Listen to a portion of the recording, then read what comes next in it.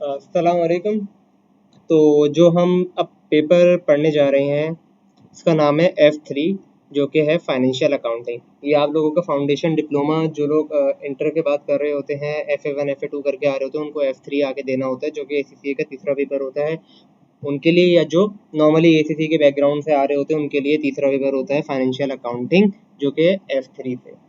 ये आपका on demand paper है। जब आपकी तैयारी हो जाए तो जिस बेसिस पे आपकी तैयारी हो जाए, बुक करा के पेपर दे सकते हैं।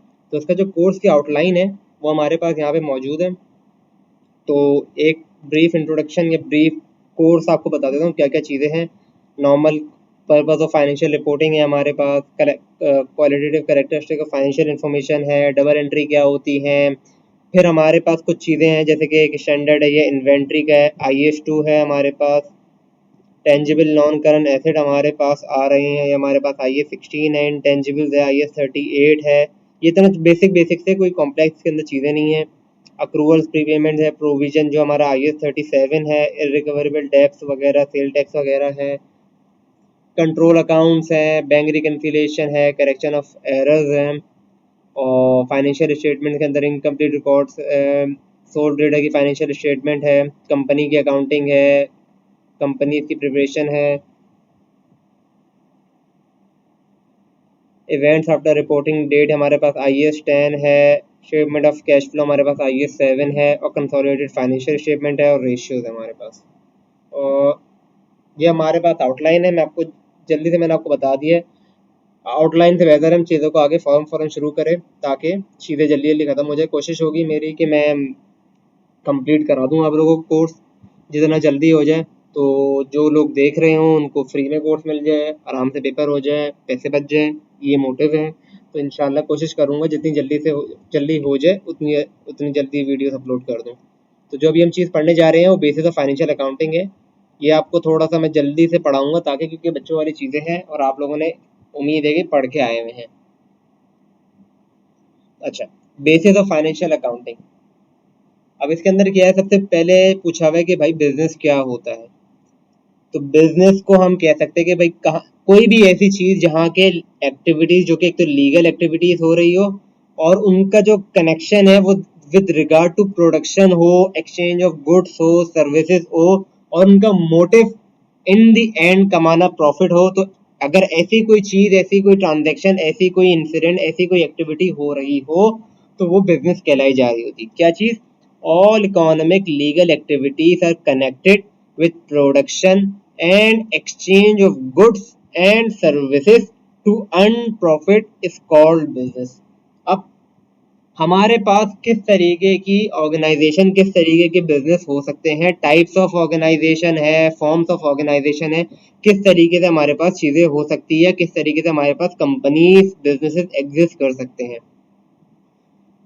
तो सबसे पहले हमारे पास यहाँ पे लिखा हुआ टाइप्स ऑफ कंपनी, और यहाँ पे इवेल्युएशन पैरामीटर, मतलब के मतलब इनके फाइनेंस किस तरह रेस होता है, किस तरह से ये एग्जिस्ट करेगी, किस तरह बिल्डअप होगी, उसके बारे में बताया हुआ है।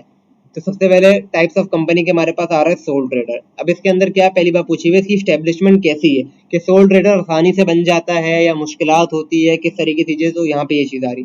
तो in case of soul trader ये इजीली सेटअप है, क्योंकि एक बंदा अपना बिजनेस खोलता है, उसके लिए कोई इतनी रिस्ट्रिक्शन नहीं होती, तो इजीली सेटअप हो जाता है। फाइनेंस रेजिंग के लिए यहाँ पे सोल ट्रेडर के लिए थोड़ा लो होता है, कि फाइनेंस बहुत मुश्किल से रेज होता है, क्योंकि वो एक अकेला बंदा होता है, उसके पास लिमिटेड फाइनेंस होगा, जाहिर है कोई पार्टनरशिप नहीं है, ना कोई कंपनी है, कि उसके पास जो भी पैसे वो लगाएगा वो अपनी जेब से लगा रहा होगा, और उसकी जेब हमेशा लिमिटेड होगी, ना कि कंपनी की तरह जो कि दुनिया से पैसे ले सकते हैं। तो उसकी एक कंपनी और उसकी जेब में पैसे लिमिटेड होंगे, तो इनके लिए फाइनेंस रेजिंग लो होती है। उसी तरह ऑब्लिगेशन या लाइबिलिटी इनके पास अनलिमिटेड होती है। अनलिमिटेड का मतलब ये होता है कि एक तो लाइबिलिटी, मतलब अगर आपका बिजनेस नुकसान में चले गया, तो अगर आपका किसी के आपके बिजनेस पे किसी का उधार था, मतलब आपके ऊपर एक लाइबिलिटी एग्जिस्ट करती थी किसी को पैसे देने के लिए, तो अगर आप लिक्विडेट हो गए या आपका बिजनेस इनसॉल्वेंट हो गया है, तो इन दिस केस अगर आपको उसको पैसे देने हैं किसी भी हाल में, तो आपका घर भी गिरवी रख दिया जाएगा, आपका घर भी ले लेंगे। मतलब आपकी लाइबिलिटी रिस्ट्रिक्ट नहीं है, आपकी लाइबिलिटी लिमिटेड नहीं है, आपके जितना पैसा आपने इन्वेस्ट किया था वहां तक। अगर आपकी लाइबिलिटी जितना पैसा आपने इन्वेस्ट किया था उससे ज्यादा हो गई है, तो फिर अगर आपका घर भी है, आपकी गाड़ी भी है, तो वो भी फिर बेच दी जाएगी ताकि वो पैसे आपको पे आउट करना पड़े। तो इन दिस केस आपकी लायबिलिटी अनलिमिटेड होती है कि अगर नुकसान हो गया तो आपका घर भी चले जाएगा। प्रॉफिट शेयरिंग सोल ट्रेडर के अंदर कोई नहीं होती, जिसका बिजनेस है उसी की क्या कहते हैं पूरा प्रॉफिट वो रख रहा होगा। एज कितनी है भाई सोल ट्रेडर की? दायरे जैसे एक बंदा है, जैसे कि मैंने अपना बिजनेस खोला तो भाई जितनी मेरी जिंदगी होगी जब तक वहां तक मेरा बिजनेस रहेगा। अगर मेरे कोई बच्चों ने टेक ओवर कर ली तो फिर उनकी लाइफ तक रहेगा, अगर उनके बच्चों ने कर लिया तो उनकी लाइफ तक रहेगा। तो it depend on the owners life.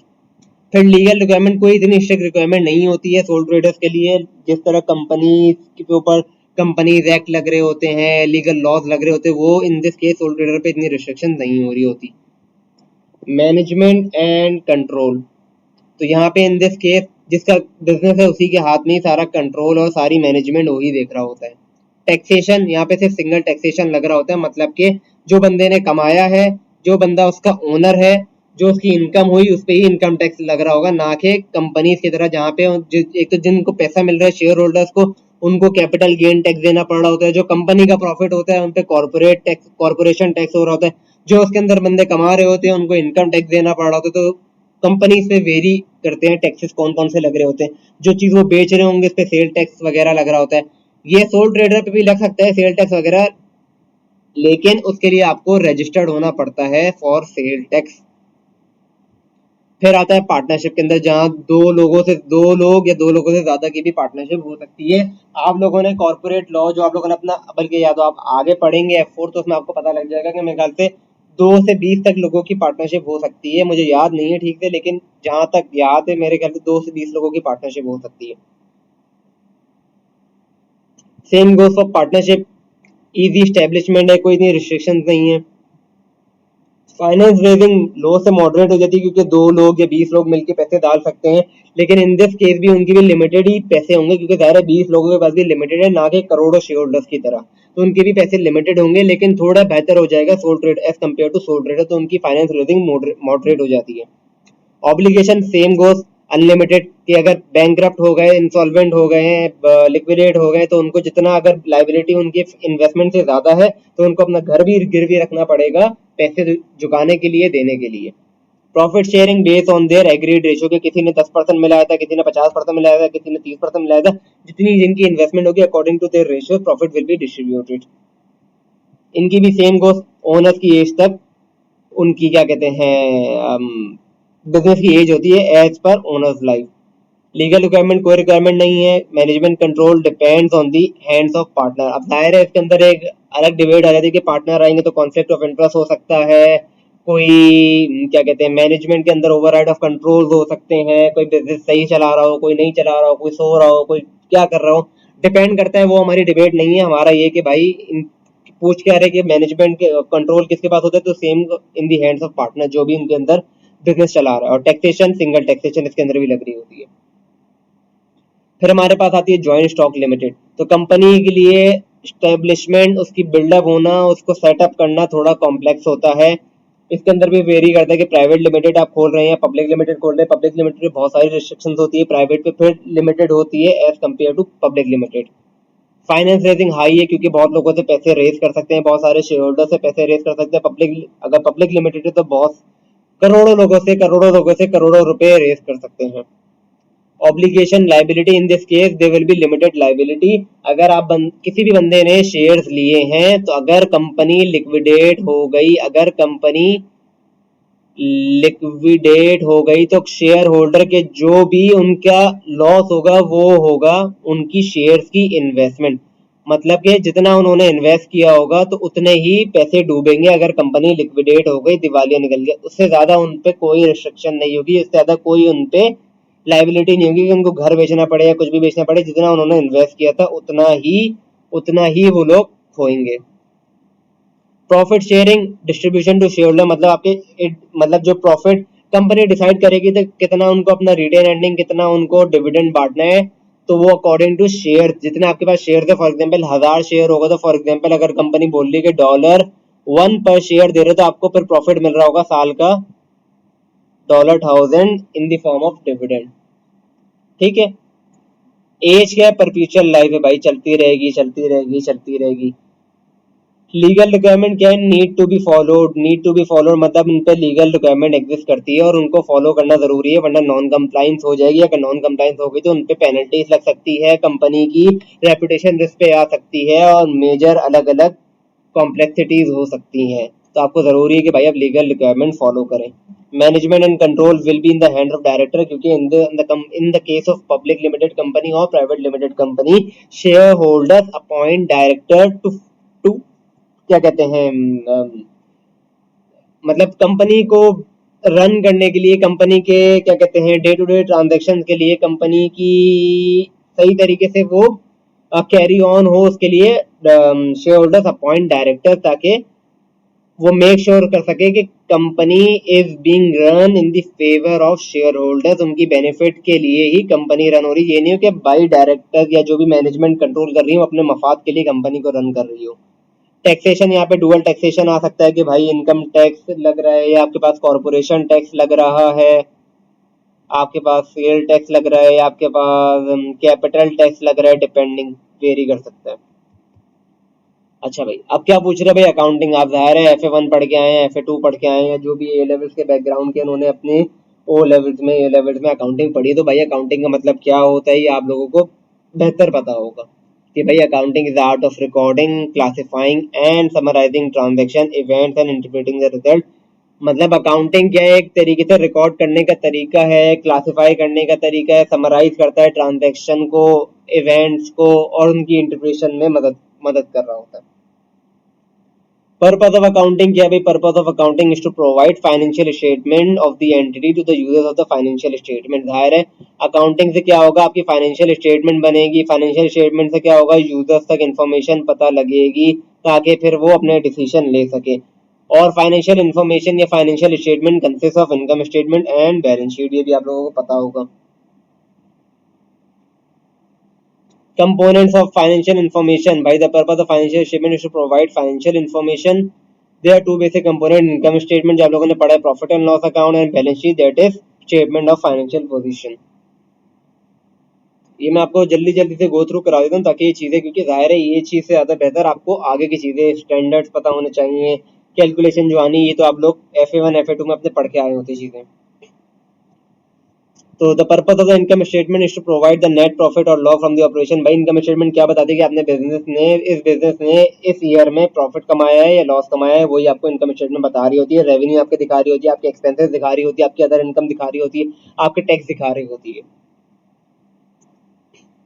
Component of income statement के अंदर क्या मेन कंपोनेंट आ रहे होते हैं कि भाई आपके पास एक रेवेन्यू आ रहा होता है कि आपने क्या, बिजनेस ने क्या बेच के क्या पैसे कमाए और क्या बेचने के लिए क्या एक्सपेंसेस इनकट करें। तो हमारे पास ये एक्सपेंसेस आ गए, हमारे पास रेवेन्यू आ गए। अब यहाँ पे क्या आ रहा है, एग्जाम्पल ऑफ एक्सपेंसेस, क्या क्या बिजनेस के किस तरीके से एक्सपेंसेस हो सकते हैं। तो हमारे पास एक रेंट एक्सपेंस है कि अगर आपकी प्रॉपर्टी आप लोगों ने जहाँ भी एग्जिस्ट करते हैं, जहाँ भी ऑपरेट कर रहे हो प्रॉपर्टी रेंट पे, तो रेंट एक्सपेंस है। अगर कोई बंदे हायर किए हुए तो उनको सैलरी दे रहे हैं, जहाँ काम कर रहे थे वहाँ बिजली का बिल आ रहा होगा, टेलीफोन का बिल आ रहा होगा, कोई स्टेशनरी यूज हो रही होगी, pen pencil papers letter heads वगैरह वगैरह यूज हो रहे होंगे, उसके पैसे। डेप्रिसिएशन, कोई मशीनरी है, कोई प्लांट है, वो डिटोरिएट हो रही होती है, डेप्रिशिएट हो रही होती है बाय द ईयर, तो उसका एक्सपेंस होगा। बैड डेप, कोई आपने बेचा क्रेडिट पे माल, वो बंदा पैसे लेके भाग गया, बैंकरप्ट हो गया, तो उससे रिलेटेड जो भी एक्सपेंस है वो बैड डेप कर दिया हमने, तो जो भी उससे रिलेटेड रिसीवेबल है, सॉरी एक्सपेंस बोल रहा हूँ। जनरल एक्सपेंस भी हो सकते हैं, जनरल एक्सपेंस, एडमिनिस्ट्रेटिव एक्सपेंस वगैरह। इंटरेस्ट एक्सपेंस, अगर आपने कोई लोन सूद लिया हुआ है तो उस पर जो सूद जा रहा है आपके लोन पे, उसको इंटरेस्ट एक्सपेंस कह रहे होते हैं, वो हो सकता है। कोई ट्रांसपोर्टेशन, मतलब कैरेज आउटवर्ड है या कैरेज, मतलब आपने सामान बेचने के लिए किसी की बेचे तो अपनी वेयर हाउस से उस बंदे तक पहुंचाने के लिए कोई एक्सपेंस इनकट किया, या कोई भी दूसरा काम के लिए कोई मशीनरी लेके आए या किसी भी चीज़ के लिए या कुछ भी दिया है उससे रिलेटेड कोई भी ट्रांसपोर्टेशन एक्सपेंस है, वो एडमिनिस्ट्रेटिव एक्सपेंस है। इंश्योरेंस एक्सपेंस है, सेल डिस्काउंट दे दिया है किसी को, या परचेजेस हैं, सेल्स रिटर्न वगैरह। एग्जाम्पल्स ऑफ रेवेन्यू, हमारे पास एक कमीशन रेवेन्यू, कि आपने कोई बेचा उस पर आपने कमीशन लिया, उसका रेवेन्यू है। कंसल्टेशन दे रहे हैं, सर्विसेज दे रहे हैं आप, तो उसका रेवेन्यू है। इंटरेस्ट रेवेन्यू, कि आपने किसी को लोन दिया हुआ, इस पर आप सूद कमा रहे हैं, तो उसका इंटरेस्ट रेवेन्यू है आपके पास। कोई फीस आप चार्ज कर रहे हैं, कोई सेल्स आ गई, परचेज रिटर्न कर दिया आपने वापसी, परचेज डिस्काउंट्स मिल गए, इस तरीके के आपके रेवेन्यू होते हैं। रेवेन्यू नहीं तो खैर इसके अंदर आपके पास बाकी चीजें भी जैसे कि इंटरेस्ट रेवेन्यू, मेरे ख्याल से डिपेंड करता है कि अगर आप सिर्फ लोन देने वाला ही बिजनेस है तो आपके लिए यही मेजर सोर्स ऑफ इनकम होती है। लेकिन अगर आपका मेजर सोर्स ऑफ रेवेन्यू ये नहीं है, मतलब आप कोई मैन्युफैक्चरिंग कंपनी और आपने किसी को लोन दिया तो उस पर इंटरेस्ट कमा रहे हैं, तो ये फिर आपकी अदर इनकम कहलाई जा रही होगी। तो vary depending on the business to business. एक एग्जाम्पल दी है सिर्फ रेवेन्यू की, ये नहीं कि सिर्फ यही रेवेन्यू की एग्जाम्पल्स होती है, और भी हो सकती हैं depending on the company. Balance sheet, the purpose of the balance sheet is to provide the financial status और पोजीशन ऑफ द ऑर्गेनाइजेशन, मतलब आपका स्टेटस बताती है कि आपके पास कितने एसेट्स है, कितनी लाइबिलिटीज है, कितना लोन है, कितनी इक्विटी है, ये सब चीजें बैलेंस शीट दिखा रही होती है। ये आपके पास एसेट दिखा रही है, लाइबिलिटीज है, ओनर्स का इक्विटी कैपिटल। अब इन्होंने एसेट को तोड़ के दिखा दिया कि हमारे पास दो तरीके के एसेट होते हैं, करंट एसेट होते हैं, फिक्स एसेट होते हैं। करंट एसेट वो होते हैं जो कि विद इन अ ईयर आपके कंज्यूम हो जाए या यूज हो जाए, और फिक्स एसेट वो होते हैं जो कि with in more than 1 year use में आ रहे हो। जैसे कि हमारे पास कैश है, हमारे पास बैंक बैलेंस है, मार्केटेबल सिक्योरिटीज या आपकी इन्वेस्टमेंट्स होती हैं, ये हमारा भी, खैर ये हमारा ताल्लुक नहीं है, जब आप आगे जाएंगे तो ये सब चीज़ें पढ़ेंगे। अकाउंट रिसीवेबल्स है, नोट्स या बिल रिसीवेबल, ये हमारा ताल्लुक नहीं है लेकिन होते हैं करंट एसेट्स। अदर रिसीवेबल्स हैं, मर्चेंडाइज इन्वेंट्री है, ऑफिस सप्लाईज है, प्रीपेड एक्सपेंस कर दिया है हमने।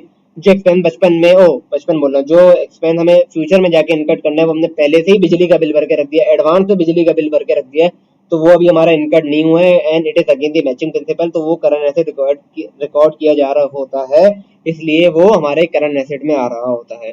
इसी तरह कोई शॉर्ट टर्म आपने इन्वेस्टमेंट की हुई तो वो करंट एसेट कहलाई जा रही होती है। ऑन कंट्रास्ट हमारे पास फिक्स एसेट कौन से होते हैं? लैंड होते हैं, मोर देन 1 ईयर लाइफ है उसकी, मोर देन 1 ईयर यूज है, बिल्डिंग है, व्हीकल्स है, फर्नीचर एंड फिक्चर्स है, इक्विपमेंट्स है। Examples of intangible asset, intangible asset वो होते हैं जो कि हम बच्चों वाली डेफिनेशन के, जिसको हम टच ना कर सके। गुडविल है, कॉपीराइट है, पेटेंट्स है, ट्रेडमार्क्स है, कस्टमर्स की लिस्ट है।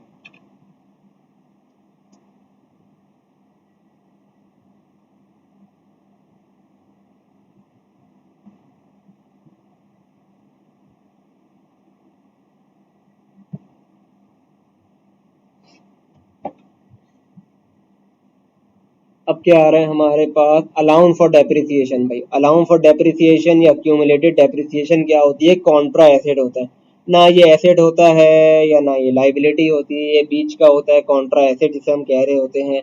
It is shown in the balance sheet and deducted from the value of fix asset. ये हमारे लिए एक्सपेंस भी होता है, ये हम डेप्रिसिएशन की, ओ डेप्रिसिएशन बोल रहा हूँ, हमारे एसेट की वैल्यू में से भी डिडक्ट हो रहा होता है। ये चीजें आप बचपन में पढ़ के आए होंगे कि डेप्रिसिएशन क्या होती है। Allowance for receivable, same, it is also a contra asset account, it is shown in the balance sheet and it is deducted from the value of account receivable। मैं आपको ये चीज़ें पढ़ाने से ज़्यादा फोकस करूंगा कि भाई इनकी कैलकुलेशन किस तरह होगी, हमारे पेपर में किस तरीके से आना है। जाहिर है अगर मैं आपको ये चीज़ें भी पढ़ाने बैठ जाऊँ अभी तो फिर ये सिलेबस इंशाल्लाह 1 साल में कवर करा दूंगा। मैं आपको FA1 भी पढ़ा देता हूँ, मैं आपको FA2 भी पढ़ा देता हूँ, फिर आपको मैं F3 पढ़ा दूंगा पूरा, है ना। तो जो चीज़ आप पहले पढ़ के आ चुके हैं कोशिश करें आप खुद से रिवाइज कर लें, जो चीज़ नहीं पढ़ी वो उस पर फोकस करें कि वो हम आगे कंटिन्यू करें, वो आगे हम पढ़ें।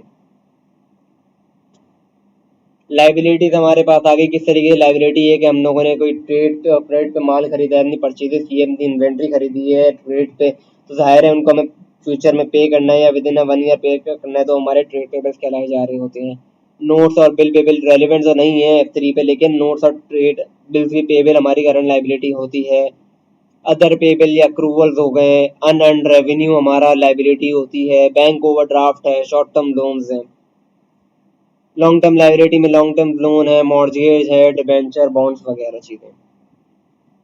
ओनर्स इक्विटी किस तरह बनती है? जो हमारा SOFT के अंदर इक्विटी का सेक्शन होता है या इक्विटी का पोर्शन होता है, इट कंसिस्ट ऑफ, जो आप हमारी इन्वेस्टमेंट होती है, अगर आप कंपनी है तो उसके अंदर जो शेयर कैपिटल होता है वो, या अगर सोल ट्रेडर पार्टनरशिप है जो उनकी इन्वेस्टमेंट है, जो उनका कैपिटल उन्होंने इन्वेस्ट किया है वो, प्लस कोई प्रॉफिट कमाया है विद इन अ ईयर तो वो प्लस कर देंगे। अगर कोई पिछले साल की रिटेन अर्निंग है तो वो भी शामिल हो जाती है आपकी कैपिटल के अंदर। और अगर आपने कोई पैसे निकाल लिए किसी ओनर ने तो वो फिर डिडक्ट हो जाते हैं, जो जिसको हम ड्रॉइंग्स कह रहे होते हैं।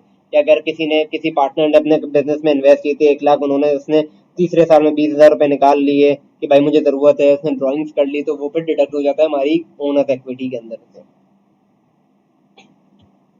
Accounting period normally consist of 12 month होता है कि भाई जो भी हमारा नॉर्मली जो अकाउंटिंग पीरियड जिसपे हम फाइनेंशियल स्टेटमेंट बना रहे होते हैं वो यूजुअली 12 महीने के होता है, लेकिन कम का भी हो सकता है, 9 महीने का भी हो सकता है, लेकिन इस पे कंडीशन एग्जिस्ट करती है। मतलब अगर आपने पहले साल के अंदर शायद बिजनेस खोला हो, अगर आप F6 जाके पढ़ेंगे टैक्सेशन तो उसमें पता होता, उसमें बताते हैं कि भाई अगर 9 महीने पहले खोला है, 6 महीने पहले, डिपेंडिंग करता है, एक तो कंट्री टू कंट्री वेरी कर रहा होता है, लॉस टू लॉस वेरी कर रहा होता है, कहीं अलाउ नहीं है, कहीं हो सकता है 12 महीने से ज़्यादा का भी पहला ही, कि वहाँ हो सकता है कि सिर्फ पहला साल आपका 12 महीने से ज़्यादा या 12 महीने से कम का हो सकता है, depending company to country to country, law to law.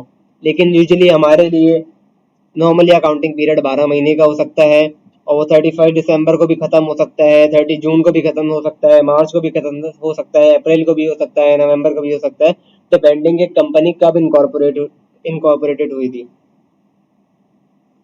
While calculating the profit and loss, current year expenses and revenue should be recorded. Financial statement are prepared at the end of accounting period. जाहिर सी बात है।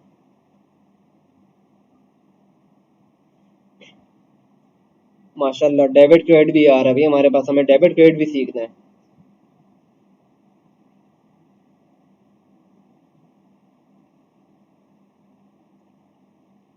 भाई हमारे 5 pillars of accounting सिखा रहा है, जिन्होंने paper दे दिए हैं उनको पता होगा कि भाई हमारी पिलर्स ऑफ अकाउंटिंग 5 पिलर्स होते हैं।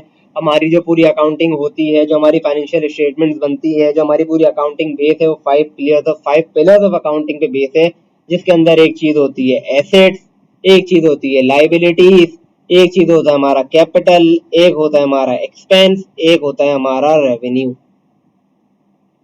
ये कंपनी का अपना माल होता है, अपना एसेट होता है, जो कंपनी के प्लांट है, मशीनरी है, पैसे हैं, वो उसको एसेट्स कहला रहे होते हैं। कंपनी के ऊपर कोई उधार है, कोई पेबल्स है, कोई ऑब्लिगेशंस है, कोई लोन्स है, वो लाइबिलिटीज कहलाई जा रही होती है। कैपिटल जो उन्होंने खुद इन्वेस्ट किया, अगर कंपनी है तो उन्होंने शेयर जो इशू किए हैं, राइट इशू किए हैं, तो वो कैपिटल में आ रहा होता है। Capital also consist of share premium. Expense है कि हमारे डेली एक्सपेंसेस, ऑपरेटिंग एक्सपेंसेस वगैरह वगैरह एक्सपेंसेस में आते हैं। और रेवेन्यू जो चीज हम जिस चीज का धंधा कर रहे हैं, जो चीज हम बेच रहे हैं, उससे जो पैसे कमा रहे होते हैं, वो हम रेवेन्यू कहला रहे होते हैं। Introduction to debit and credit. Left hand side of the account is called debit.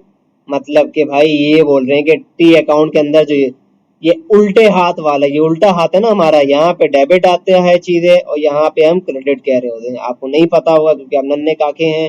तो ये हमारे पास दो चीजें आ गई हैं, डेबिट और क्रेडिट की, कि जो भी उल्टे हाथ पे होता है, हम उल्टे हाथ वाले टी अकाउंट के अंदर उल्टे हाथ को हम डेबिट कहते हैं, और क्रेडिट को सीधे हाथ पे क्रेडिट, सीधे हाथ को क्रेडिट कहते हैं। उल्टे हाथ को डेबिट कहते हैं, सीधे हाथ को क्रेडिट कहते हैं। ठीक है। Left hand side of account is debit and the right hand of account is called credit.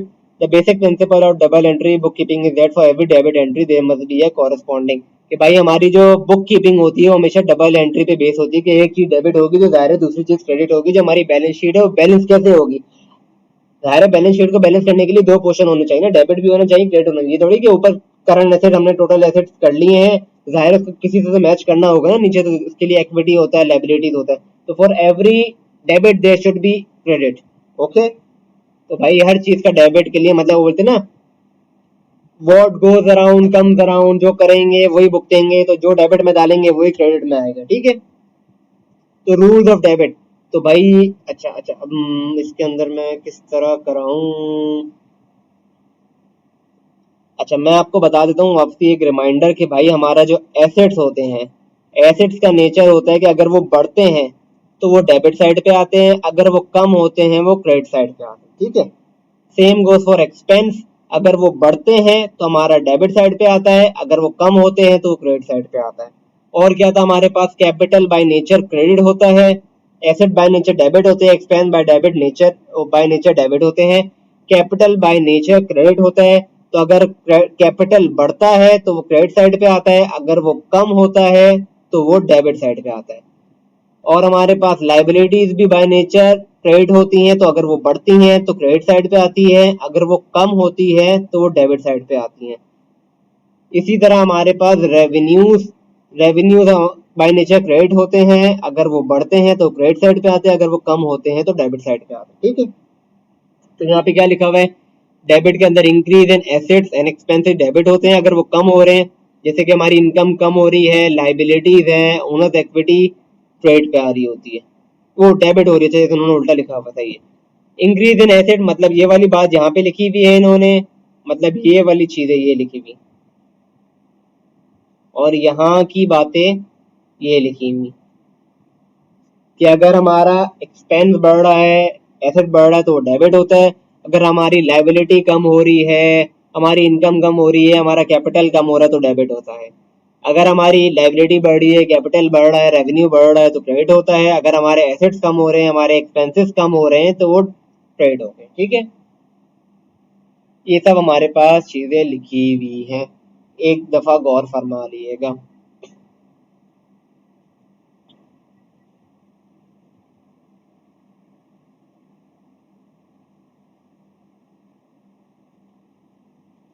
अच्छा भाई, अब जनरल जर्नल क्या होता है?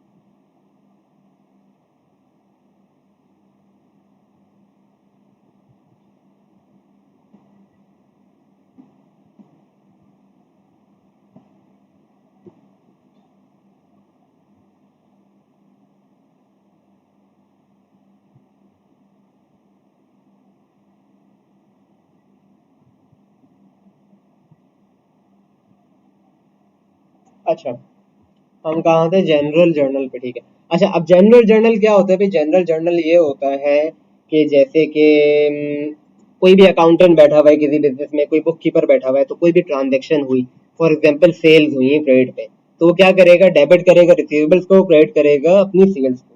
ठीक है, तो जहां ये ट्रांजैक्शन पहली दफा, रॉ ट्रांजैक्शन जो पहली पहली दफा हुई होती है ट्रांजैक्शन, उसको जनरल जर्नल में रिकॉर्ड कर रहे होते हैं, उसका नेचर बता रहे होते हैं, किस दिन हुई है, किससे रिलेटेड उसकी डिस्क्रिप्शन, वो सब चीजें हमारे पास जनरल जर्नल में आ रही होती है। तो उसके अंदर मतलब जो रॉ बिजनेस जिस दिन ट्रांजैक्शन हुई है उसी वक्त जो सबसे पहली जगह पे जहां ट्रांजैक्शन रिकॉर्ड होती है उसको जनरल जर्नल कहते हैं। जहाँ पे हमारे फॉर एग्जांपल डेट्स आ रही हैं या कोई सीरियल नंबर होता है 44678 कितनी, अब ये वाली ट्रांजैक्शन हुई है 44679 44670, इस तरीके से हमारे पास डेट आती है, सीरियल नंबर आ रहे होते हैं, डेबिट क्रेडिट के रिकॉर्ड्स आ रहे होते हैं। फॉर एग्जांपल यहाँ पे जैसे डेट दी हुई है, बताया हुआ नेचर ऑफ द ट्रांजैक्शन क्या हुई थी कि भाई ये जो हुआ है इसमें क्या लिखा हुआ है, to record the invested cash into business, debit credit बता दिया कहाँ कहाँ ये चीजें हमारी गई है।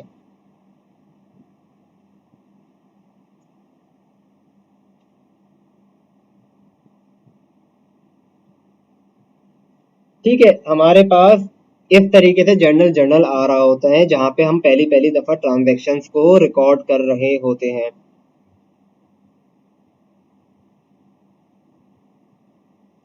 अच्छा, अब इसके अंदर प्रैक्टिस के सवाल हैं, जो भी देख रहे हैं अगर आप लोगों को प्रैक्टिस करनी है साथ में, तो ये जो पहला सवाल है, 1 मिनट, अगर आप लोग देख रहे हैं तो आप इसका स्क्रीनशॉट ले लें क्वेश्चन 1 का। आप, ओहो,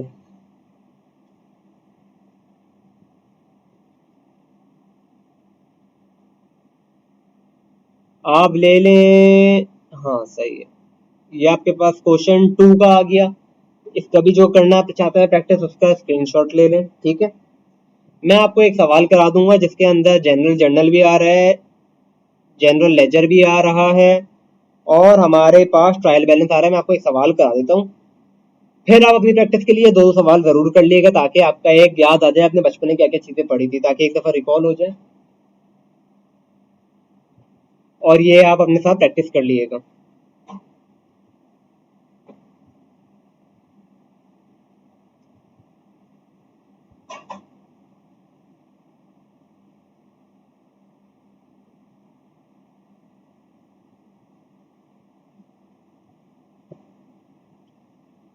अच्छा, अब हमारे पास ये क्वेश्चन 3 आ रहा है, मैं आपको करके दिखाता हूँ।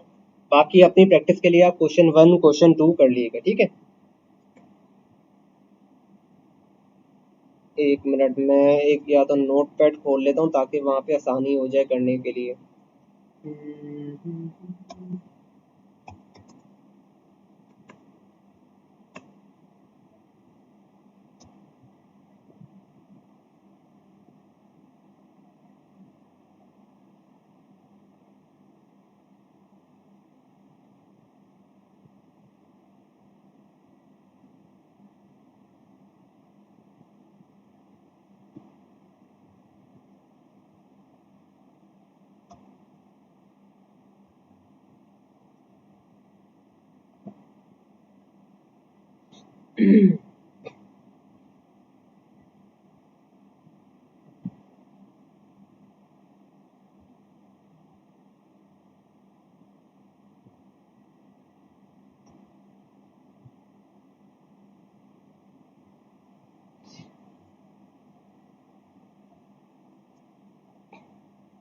अच्छा, ये आप इसका स्क्रीनशॉट ले लीजिएगा सवाल का। तो मैं भी एक ले लेता हूँ, आप साथ साथ देखते जाएगा ताकि मैं उस पेज पे आराम से कर दूँ।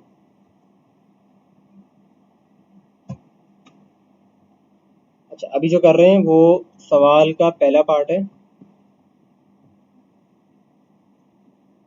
ये है जनरल जर्नल बनाना है हमें सबसे पहले।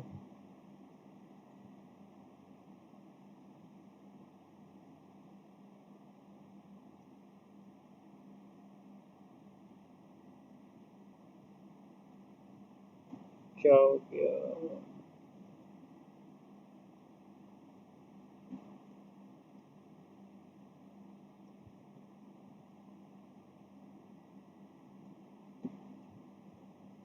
अच्छा, सबसे पहले हमारे पास ट्रांजैक्शन है, कैश सेल्स हुई है हमारे पास।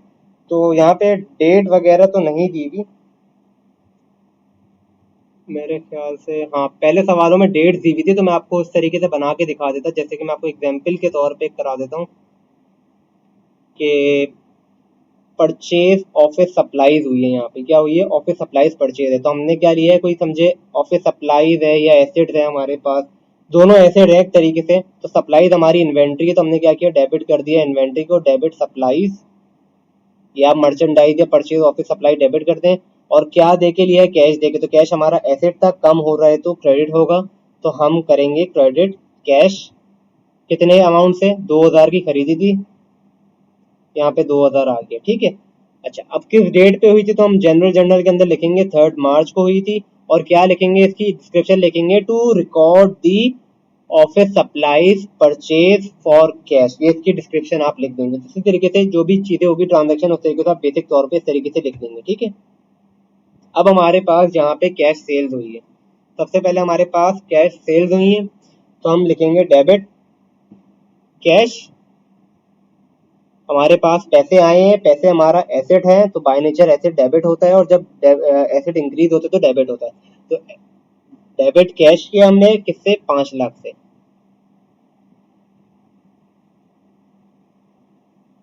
अच्छा, और बाय नेचर सेल्स क्या होती है? क्रेडिट होती हैं। और जब सेल्स इंक्रीज होती है तो वो क्रेडिट साइड पे लिखी जाती है। तो यहाँ पे हमारा हमने सेल्स की है, रेवेन्यू किया है, तो वो हमारे पास क्रेडिट साइड पे लिखा जा रहा होगा, जो कि है 5 लाख।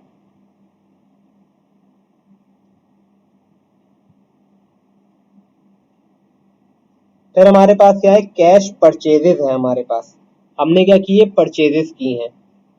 तो बाय नेचर परचेजेस क्या होती है हमारे पास? समझे, हमने इन्वेंट्री खरीदी है, कुछ भी खरीदा है, तो इन्वेंट्री एक तरीके से एसेट है, और जब एसेट इंक्रीज होता है डेबिट होता है। तो हमने परचेजेस किए 6 लाख रुपए की, तो डेबिट किए परचेजेस।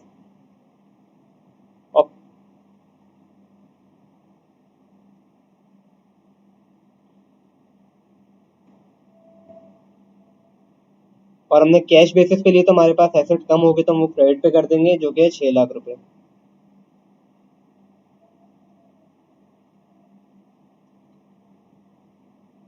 फिर हमारे पास परचेजेस है वापसी, तो हम क्या करेंगे? डेबिट करेंगे परचेजेस।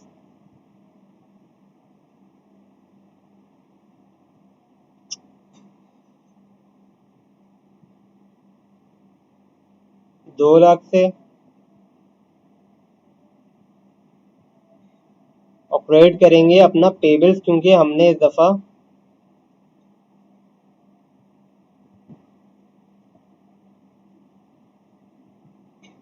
लाइबिलिटी मतलब क्रेडिट पे ली थी, तो इस दफा हमारी लाइबिलिटी बढ़ जाएगी, तो क्रेडिट कर दिया हमने पेबल्स। फिर हमारे पास है सैलरीज पे की है, तो सैलरीज हमारा एक्सपेंस है, तो एक्सपेंस जब इंक्रीज होता है तो डेबिट पे आता है, तो वो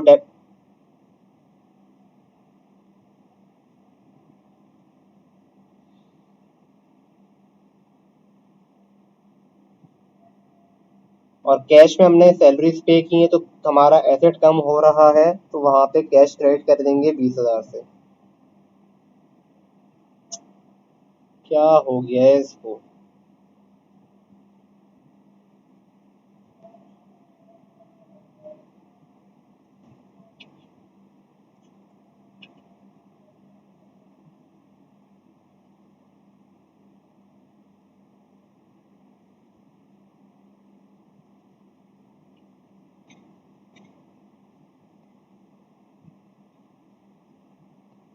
अच्छा, बाकी की ट्रांजैक्शन मैं यहाँ पे रिकॉर्ड कर रहा हूँ। हमने शुरू की 4 रिकॉर्ड कर ली हैं। कैश सेल्स की है, कैश परचेजेज है, क्रेडिट परचेजेज है, हमारे पास सैलरीज पेड है। अब बाकी हमारे पास क्या आ रहा है? क्रेडिट पे सेल्स आ रही हैं। तो क्रेडिट पे सेल्स है, तो हमारे पास क्या होगा? एक रिसीवेबल खड़ा हो जाएगा, क्योंकि हमारे ऊपर किसी की ऑब्लिगेशन, हम पे किसी की ऑब्लिगेशन नहीं है, किसी और की हमारे ऊपर ऑब्लिगेशन है, तो उनको हमें पैसे देना है, तो हमारे लिए रिसीवेबल खड़ा हो जाएगा यहाँ पे। तो रिसीवेबल बाय नेचर एसेट होता है, करंट एसेट, और एसेट जब बढ़ता है तो डेबिट साइड पे आता है, तो ये हमारे पास डेबिट हो जाएगा 2.5 लाख से, और क्रेडिट हमारे पास हो जाएगी सेल जो हमने की है 2.5 लाख से।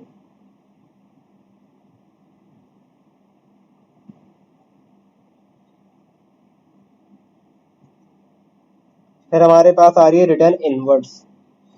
रिटर्न इनवर्स मतलब जो हमने सेल की थी वो हमें वापसी मिल गई है, तो हमारे पास जो हमारा रेवेन्यू था उसकी वजह से हमारा कम हो जाएगा।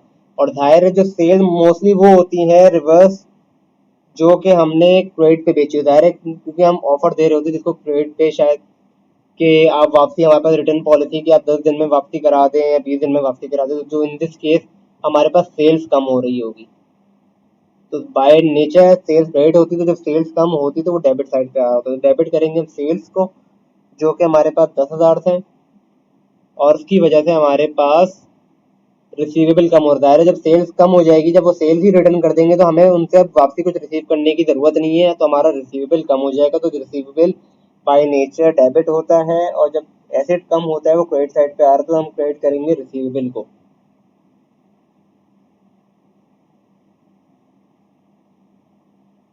फिर हमारे पास डिस्काउंट अलाउड है। डिस्काउंट अलाउड हमारे लिए एक्सपेंस है, जो फॉर एग्जाम्पल हम इसको डिस्काउंट अलाउड वो होते हैं जो हमने अगर कोई सेल्स की है, और हम बोलते हैं अगर आप अभी के अभी हमें 10,000 की सेल्स है या 1 लाख की सेल्स है, और आप अभी के हमें पैसे दे दें 1 लाख रुपए, तो हम आपको 4,000 रुपए का डिस्काउंट अलाउ करेंगे, आपको 4,000 रुपए का डिस्काउंट देंगे, तो वो डिस्काउंट बिजनेस के लिए एक्सपेंस होता है, तो एक्सपेंस बाय नेचर डेबिट होता है, तो हम यहाँ पे करेंगे डिस्काउंट अलाउड डेबिट 4,000 से। और अगर हमने क्रेडिट पे की होगी सेल्स, हमारा रिसीवेबल अगर खड़ा हुआ था, तो फिर हम क्रेडिट कर देंगे रिसीवेबल को, कि अब हमें उनसे कम पैसे लेने की जरूरत है, या किसी भी वजह से हमने डिस्काउंट अलाउ कर दिया है उनको, तो 4,000 से क्रेडिट हो जाएगा। या अगर कैश पे की होती तो वेरी कर सकता है, मैं यहाँ पे रिसीवेबल ले रहा हूँ, अगर हमने फॉर एग्जाम्पल कैश पे की होती तो कैश कम हो जाता, तो मैं यहाँ पे करता सेल्स को डेबिट कर देता 4,000 से, और कैश क्रेडिट करता 4,000 तक, अगर सेल क्रेडिट पे हो रही होती। लेकिन यहाँ पे अभी भी कोई भी सिर्फ एक दफा सेल्स हुई थी, तो मैं सिर्फ कंसिडर कर रहा हूँ कि रिसीवेबल ही कम हो रहा है।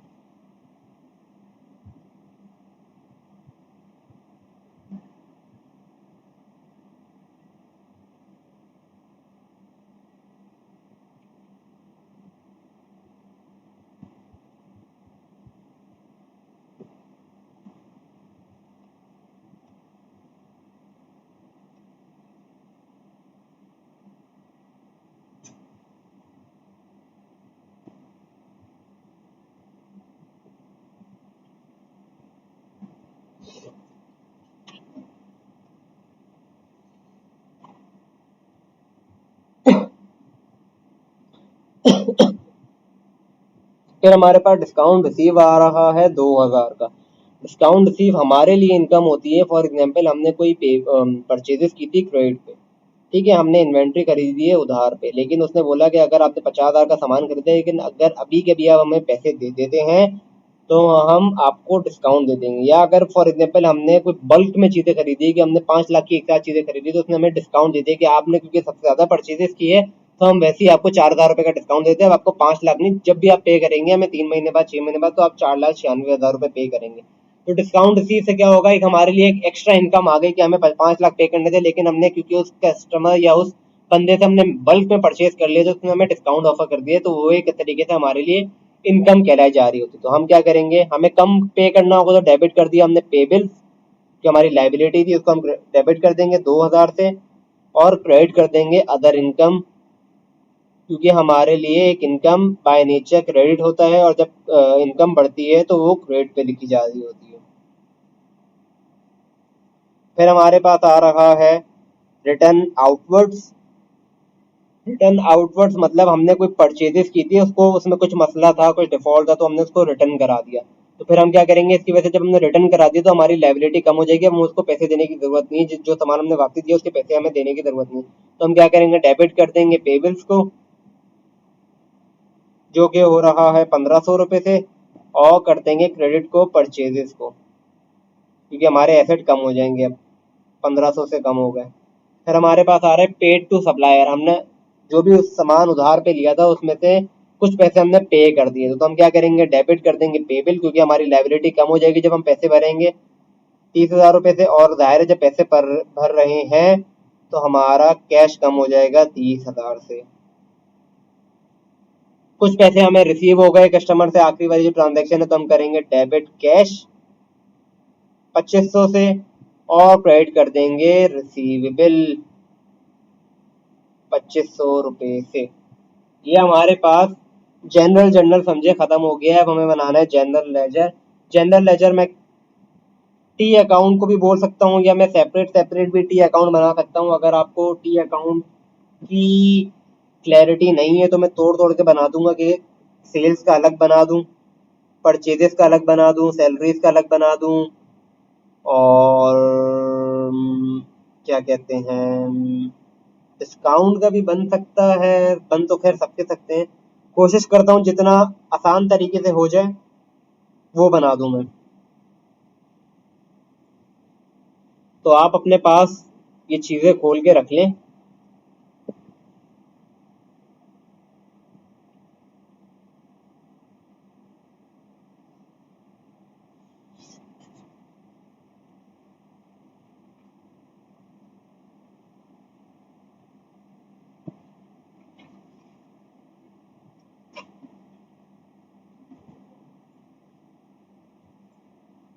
अच्छा, सबसे पहले जो मैं अकाउंट बनाने जा रहा हूँ वो है हमारे पास कैश का।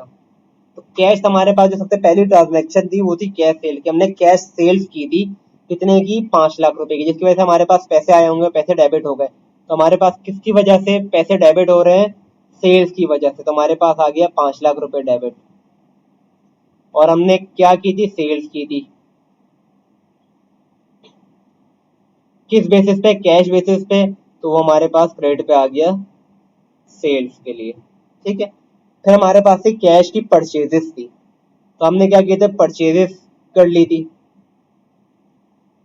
परचेजेस की तो परचेजेस हो गया डेबिट, कैश की बेसिस पे लिया था कितने का, 6 लाख रुपए का, और हमने 6 लाख रुपए परचेजेस पे किए।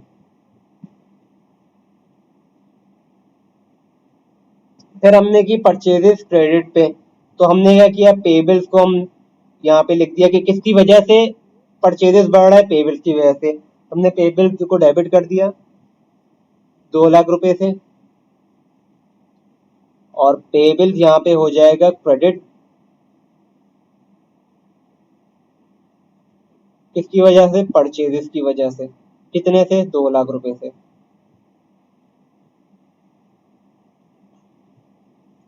फिर हमारे पास क्या आ रहा है, सैलरीज आ रही है, हमने सैलरीज पे की हैं।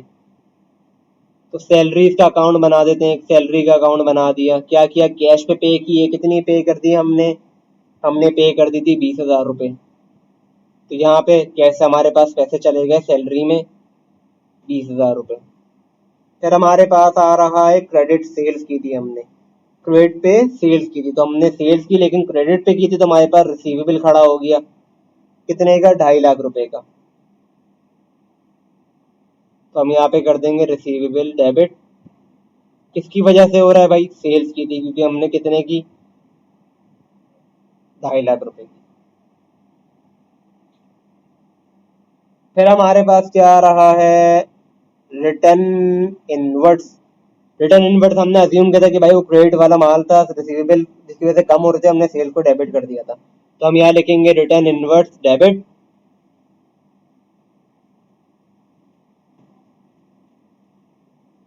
जब हमारी सेल्स कम हो गई इसकी वजह से कितने की, 10,000 रुपये, और रिसीवेबल्स कम हो जाएंगे किसी वजह से, क्योंकि वापसी आ गया सामान।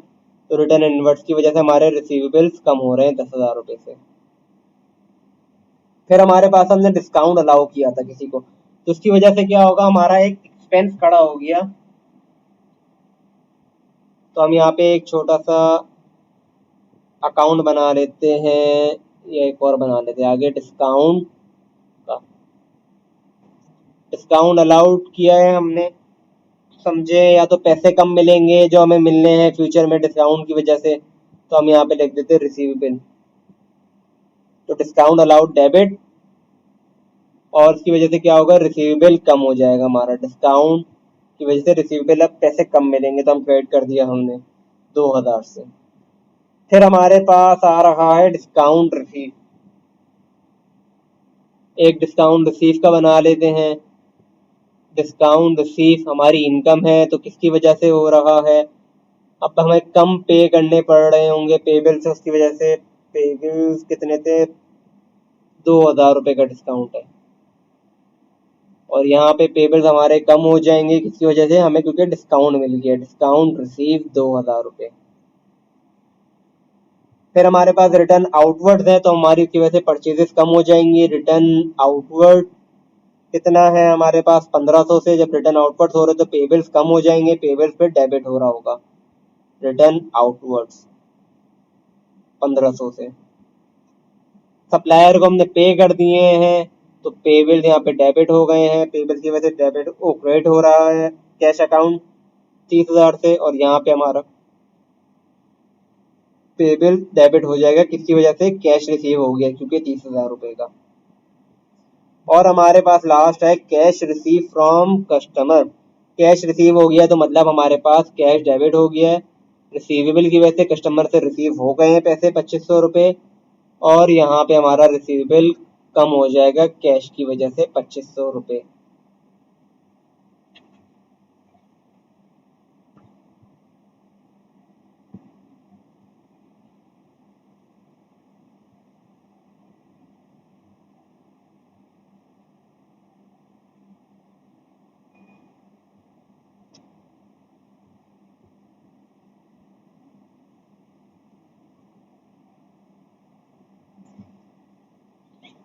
यहाँ पे हमारा बन रहा है 8 लाख रुपए, 8 लाख है।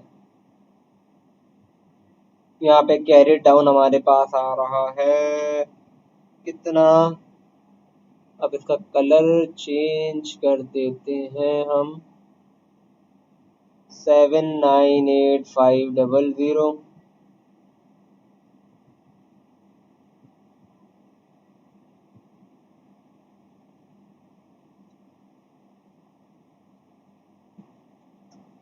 ब्रॉड डाउन आ जाएगा हमारे पास यहाँ पे, अगर ये नीचे हो जाए, अगर दायरा बाय नेचर डेबिट है तो यहाँ पे 798,500 आ गया। पेबल्स है हमारे पास, पेबल्स कितने के बन रहे हैं, 2 लाख हैवियर साइड ये आ गई। कैरिड डाउन हमारे पास हो रहा है 166,500 का, हमारे पास ब्रॉड डाउन हो रहा है 166,500 का। फिर हमारे पास सेल्स है, सेल्स हमारी क्रेडिट हो रही हैं कितने से, 7,50,000 से हमारे पास कैरेट डाउन आ रहा है 7,40,000 रुपये का, और हमारे पास ब्रॉड डाउन आ जाएगा 7,40,000 रुपये का। सैलरी 20,000 है, हमारे पास कैरेट डाउन आ गया 20,000 का, ब्रॉड डाउन आ जाएगा हमारे पास 20,000 रुपये का। और क्या बच रहा है, रिसीवेबल्स बच रहे हैं हमारे पास। तो रिसीवेबल्स का जो बन रहा है टोटल, वो बन रहा है कितना, हैवियर साइड यहाँ पे 2.5 लाख रुपए है। यहाँ पे कैरेट डाउन आ जाएगा, कितना आ रहा है 233,500। तो हमारे पास ब्रॉड डाउन आ रहा है 233,500 का।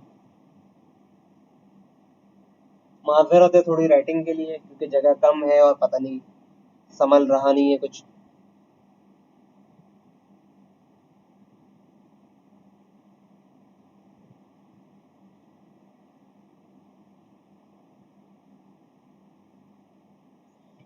कैश वाला ज़रा आप लोग टोटल कर लें, क्योंकि मेरे पास टोटल हुआ नहीं था। कैश का टोटल कितना बन रहा है, 6,00,000 प्लस 20,000 प्लस 30,000, हमारे पास हो रहा है 6,50,000 माइनस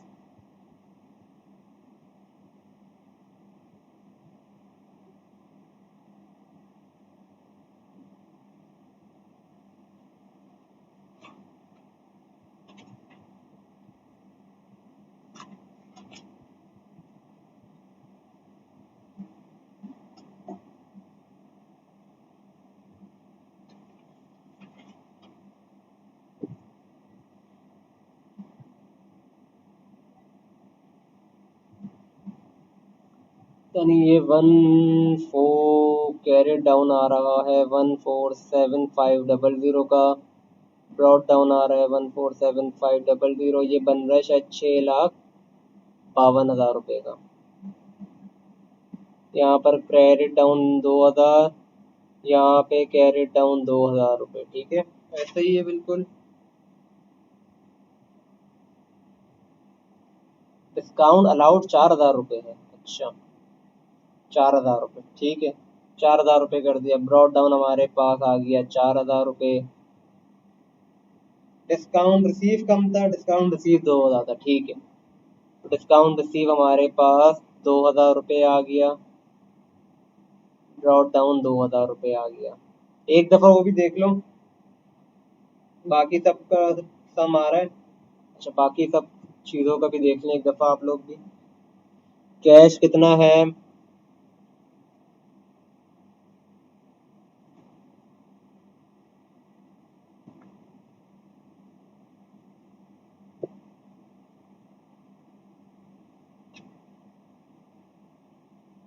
5, 2500, 6, 20, 30, 10, 5, 2.5 परचेजेज आ रहा है।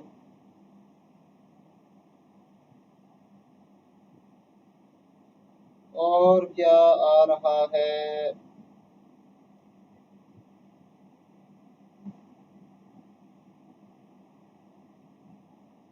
रिटर्न आउटवर्ड्स कितने का था, रिटर्न आउटवर्ड्स 1,500 रुपये का था। तो मेरे ख्याल से यहाँ पे परचेजेस में मसला आ रहा है। 6,00,000 प्लस 2,00,000 कितने, यही था ना, 6 और 2 का था। ठीक है, 6,00,000 माइनस 1,500 रुपये का शायद रिटर्न आउटवर्ड था हमारे पास। 1,500 का रिटर्न आउटवर्ड था माइनस 1,500, तो ये 798,500 ही आ रहा है। सही है,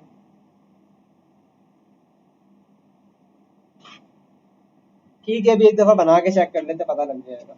तो भाई हम लोग अब आगे, अब आखिरी जो हमारी चीज़ है ट्रायल बैलेंस बनाना था हमें, हम ट्रायल बैलेंस बना के चेक कर लेते कि भाई वो बन रहा है कि नहीं बन रहा। ट्रायल बैलेंस हमारे पास भाई कैसे बनता है, यहाँ पे डेबिट आ जाएगा हमारे पास, यहाँ पे क्रेडिट आ जाएगा। हमारे पास सब चीज़ों के क्लोजिंग बैलेंस आते हैं। ट्रायल बैलेंस हमारा सब चीज़ों से क्लोजिंग बैलेंस, ट्रायल बैलेंस में सारी क्लोजिंग बैलेंस सारे होते हैं। तो हमारे पास कैश का बैलेंस है, कैश का बैलेंस कितना आ रहा है हमारे पास, 147500 का आ रहा है। अच्छा अच्छा, ओवरड्राफ्ट आ रहा है हमारे पास, क्योंकि क्रेडिट साइड पे आ रहा है ब्रॉड डाउन, तो ओवरड्राफ्ट आ रहा है हमारे पास 147500 का। फिर हमारे पास क्या चीजें आ रही हैं, सेल्स आ रही है 7,40,000 की।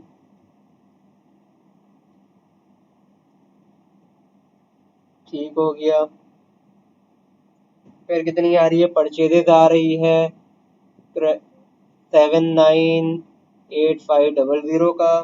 फिर हमारे पास क्या आ रहा है, पेबल्स आ रहे हैं, पेबल्स आ रहे हैं 1,66,500 का, ब्रॉड डाउन आ रहा है 1,66,500।